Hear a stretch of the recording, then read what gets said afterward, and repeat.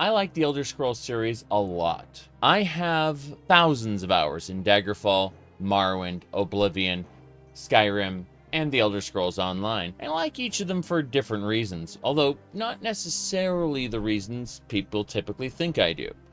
I love the format of the Elder Scrolls series. First person, real-time dungeon crawlers. There are tons of dungeon crawlers I could shout out, from Wizardry to Atarian Odyssey to Legend of Grimrock, but none of them have that special something that the Elder Scrolls series does.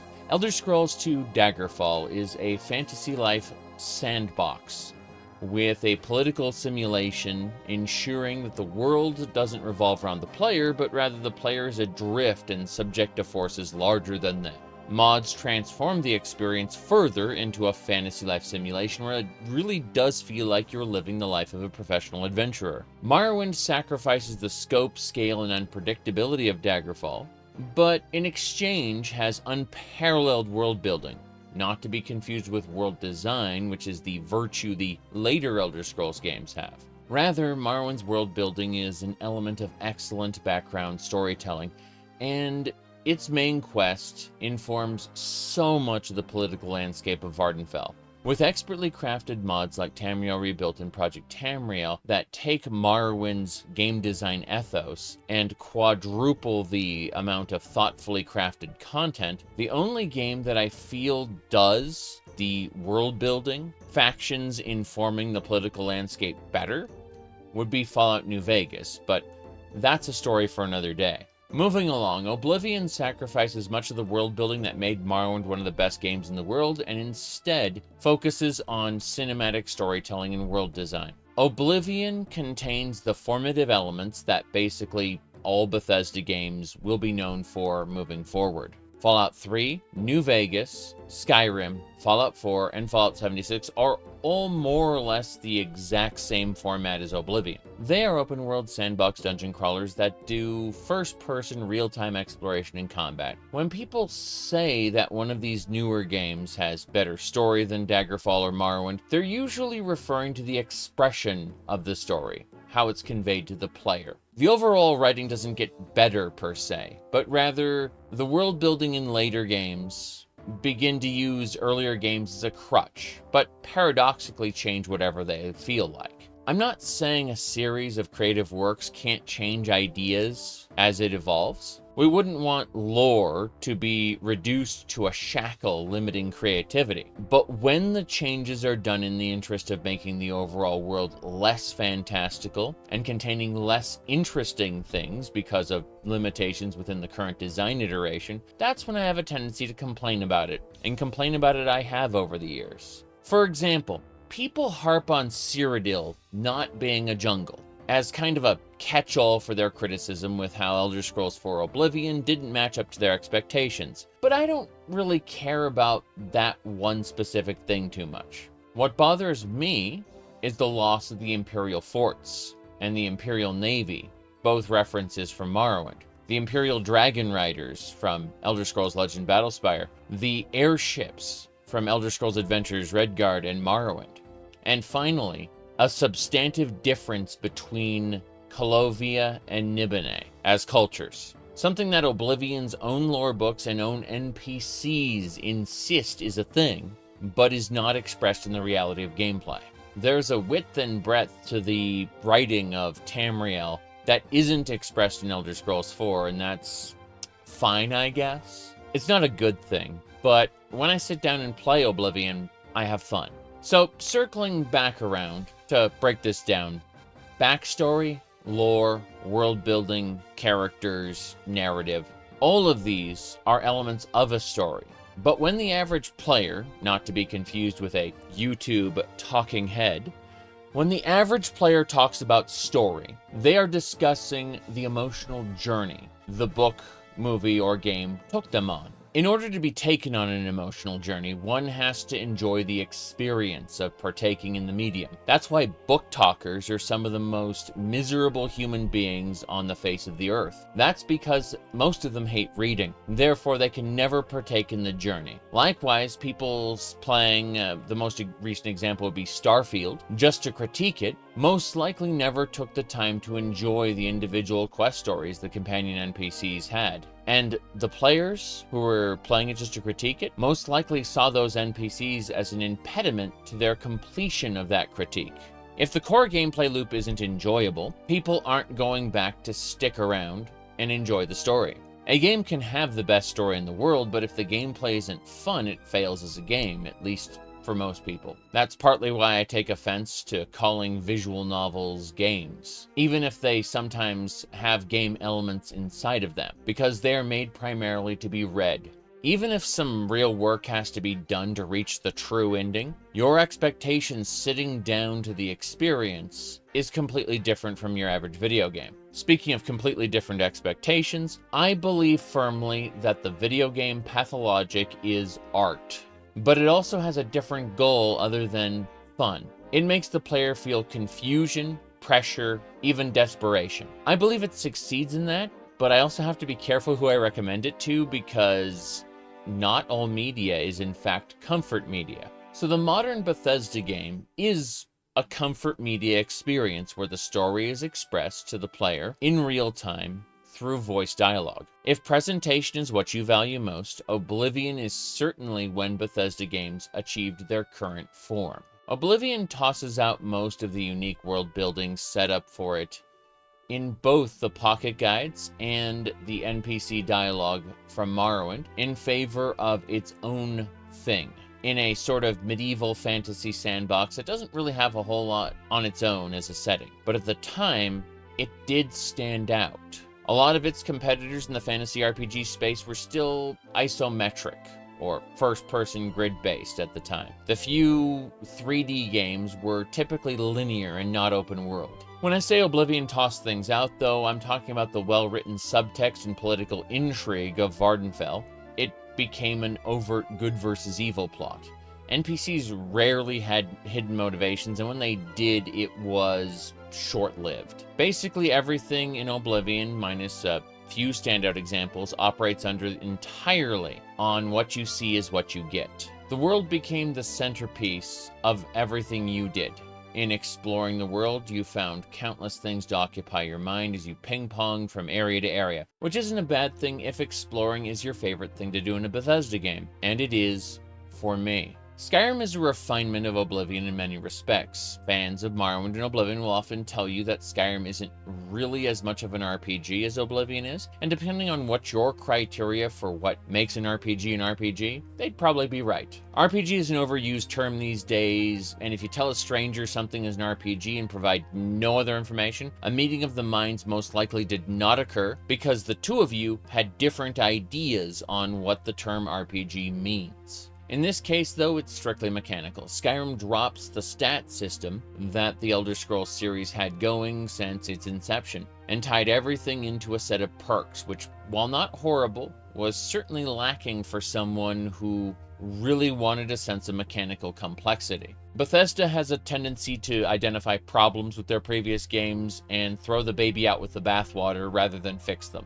But people define RPGs in other ways as well. For example, a lot of people who are fans of Bethesda games will insist that an RPG must allow you to create your own character, which isn't true of the majority of non-tabletop RPGs in existence.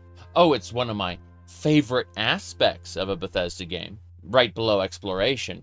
And don't get me wrong, it has its roots in tabletop RPGs, which I personally equate to being the most pure form of RPGs. But creating your own character is only one possible expression of what it means to be an RPG. Of course, you'll get the lazy person saying, if you play a role, it's an RPG. But I simply refuse to acknowledge that playing the role of Gordon Freeman makes Half-Life an RPG. Really, the Elder Scrolls series are action games with light RPG elements from the word go, compared to something like Baldur's Gate 2 or Fallout 1 and 2. Fallout 1 and 2 weren't made by Bethesda, by the way. And that's fine. Not every sandbox game needs to be a mechanically heavy RPG. Unlike previous Elder Scrolls games, which had been gradually escalating in levels of popularity, Skyrim was what we refer to as a cultural touchstone and pierced the barrier of niche fandoms, spilling into the general popular consciousness. Similar to how World of Warcraft did for MMORPGs. MMORPGs having been a niche thing before World of Warcraft pierced that barrier and normal people started hearing about it. People who had never heard of the series before, people who had never even played video games before started hearing about these titles through their friends, family, and coworkers. This is a level of cultural saturation that makes the focal point a touchstone that everyone can look back on and refer to. Being a cultural touchstone, it will forever be seen as an aspirational point, both from their users and to their corporate owners at Microsoft. While I quite enjoy Fallout 4, 76, and Starfield as dungeon crawlers, those games didn't catch on quite like Skyrim did. Many would refer to Skyrim as being lightning in a bottle, something that Bethesda has been unable to recapture since. Until recently, Bethesda has had no rivals for Skyrim. Nobody was willing to put anything near into Bethesda's level of effort for building an open-world sandbox. Even games adjacent to it, like Kingdoms of Amalur, for example, didn't really have the time to focus on their worlds nearly as much as Bethesda did. Even going into 4 and 76, their attention to detail in open worlds was unmatched. When rivals in the industry attempted to push the open world trend, they lacked the experience, and inevitably, empty and shallow reflections of what Bethesda was doing began to manifest. The open world trend became synonymous with boring content. That's because while Bethesda was only really doing good enough writing, good enough combat, good enough graphics, the open world design was the star of the show and fun to explore. Recently, however, Tainted Grail Fall of Avalon has been fully released, and Ardenfall is approaching an early access release. Games like Elden Ring, despite being panned by some of the classic Souls fans, were well received by the masses as an open world game. In other words, good open world games are proven to be possible outside of the Bethesda space, but their success really hinges on them getting enough marketing, enough to compete with a Bethesda game. Yes, just making a good game isn't enough to be a smash hit these days. You have to either be insanely lucky to the point where the industry has no idea how to replicate it, or you brute force it with a huge marketing budget, which is what Microsoft does. Unfortunately, in a post-open world video game industry, Starfield has failed to garner the kind of attention and player base to make it anywhere resembling a cultural touchstone. The most prominent meme about the game isn't even from the game. It's a bald man screaming about pronouns. And it's a shame, because underneath a bad main quest and a lack of a good gameplay loop linking its systems, there are some pretty nice character writing moments and some delightful dungeon design.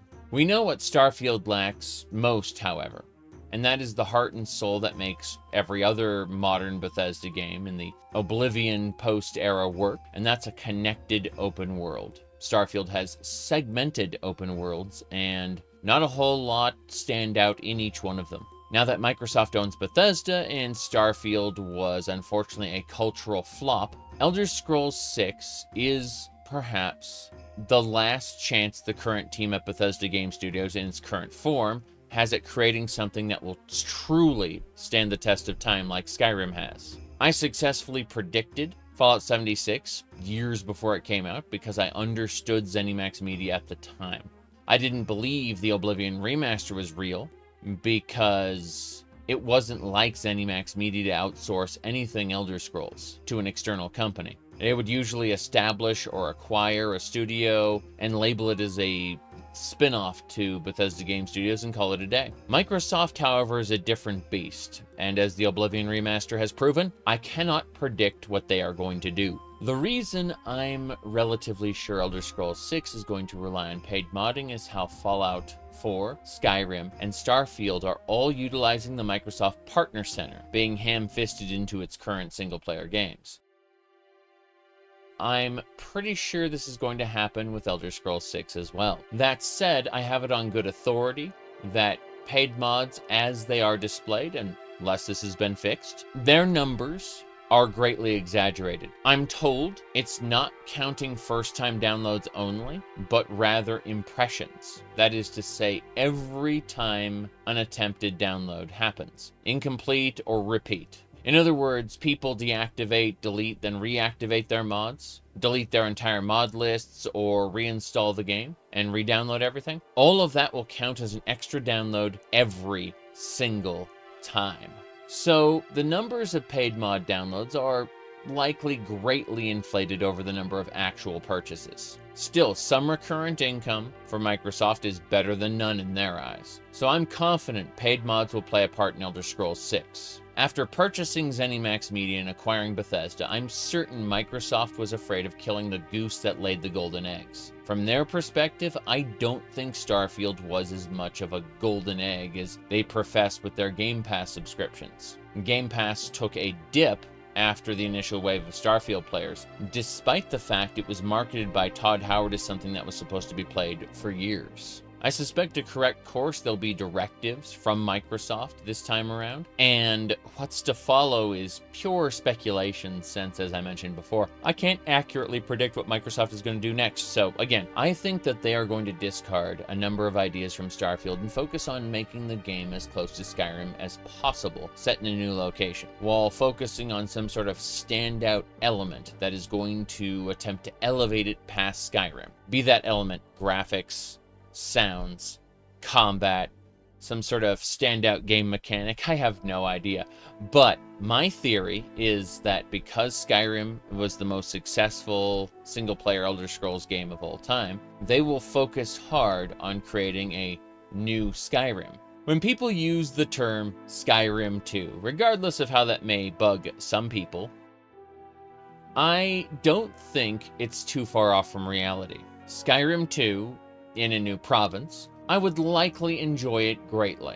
But I admit a good chunk of my enjoyment in Skyrim does come from modding, and it's unlikely I will ever play Skyrim without Legacy of the Dragonborn again. But that's coming from thousands of hours of gameplay. I suspect that unless they make some kind of major misstep, Elder Scrolls 6 will probably be thoroughly enjoyable for the asking price for at least a couple hundred hours. We'll have to revisit that last point, asking price, when the game is actually up for sale at storefronts, because wild things are happening in the industry when it comes to price. That said, despite me telling you I will enjoy Elder Scrolls 6 most likely, I can tell you that modded Elder Scrolls 2, Daggerfall, is my favorite game in the series. If I had to pick strictly from vanilla, Elder Scrolls 3 Morrowind is the one I would say is my favorite. But I think we're well past expecting Bethesda to create something that does much more than reference the classics. Daggerfall's design is incompatible with what people value from modern Bethesda games, and Morrowind was created by a supergroup of designers who were,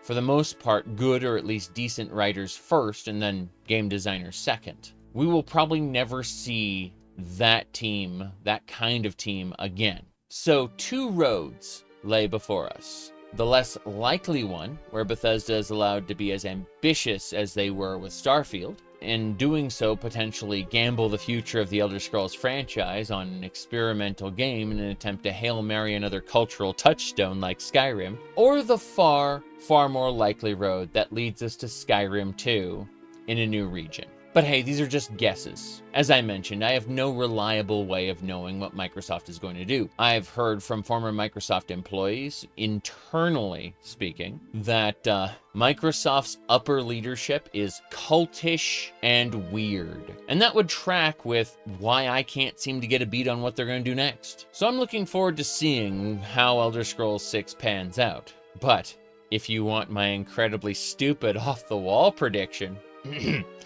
the Redguards of Hammerfell are currently in a civil war between two factions, the Crowns and the Forebearers. The Crowns want Hammerfell independent, and the Forebearers wish to return to the Empire. But then, suddenly, during this civil war, a great cataclysm occurs. Some ancient evil arises. Is it the sinistral elves from Redguard myth? Is it the Maumur? Is it Rada al-Saran rising from the dead? Is it a brand new enemy? I have no idea. But there's one they fear. Ordained by the Redguard god, of the Force to make way for their people, known as the Hunding. This hero is the sword singer of legend. Hold your power button to execute a 3-note sword song attack. That was just me being silly. Those are my silly off-the-wall predictions that I don't think are going to happen. Just thought I'd throw that out there for some people. Get excited. My only real hope is that they move Emil Pagliarulo away from writing the main quest and bring in some fresh blood. Emil is a good level designer. The character writers they brought in for Starfield's companion loyalty missions seem to be better than him, and I'd like to see what they could do with the main plot. With that out of the way, I think it's time to call this video complete. I didn't like my Fixing Starfield Part 2, so I threw it out twice. And I made this video instead because I realized that, in fact, I threw out a whole video twice. I've got a fair number more things to talk about, but we'll see how the rest of this year treats us. Question to everyone. Assuming Elder Scrolls 6 does take place in Hammerfell, what would you want the main plot to be?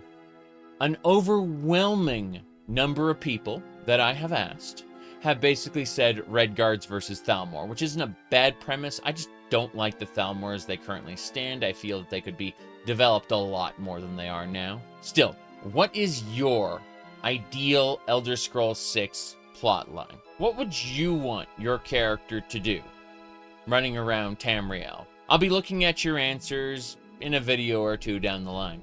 Either way, have a good one, everybody.